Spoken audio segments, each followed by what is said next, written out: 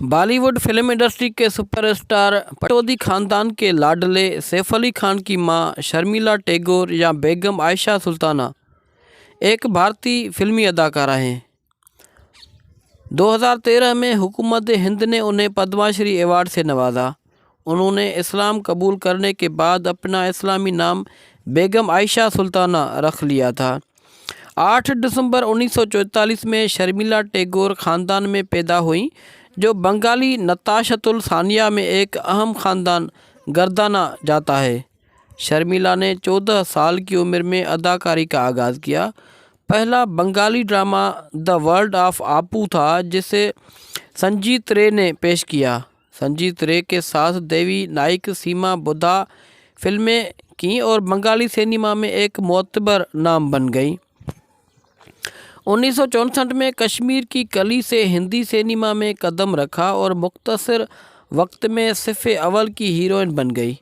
ان کی مقبول فلموں میں وقت، انوپما، ایوننگ ان پیرس، آمنے سامنے، ستیا کام، ارادھنا سفر، امر پریم، داغ، اوشکار، معصوم، چپکے چپکے اور نمکین شامل ہیں۔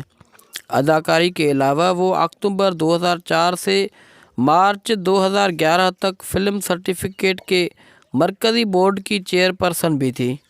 دسمبر 2005 میں وہ یونیسیف کی خیرسگالی سفیر بن گئیں۔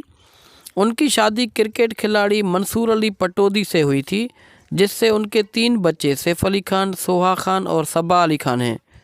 شرمیلا کے والد بنگالی ہندو خاندان سے تھے اور والدہ آسامی ہندو خاندان سے تھیں، اور دونوں دور سے نوبل انعام یافتہ رابندر ناتھ ٹیگور کے کزن تھے۔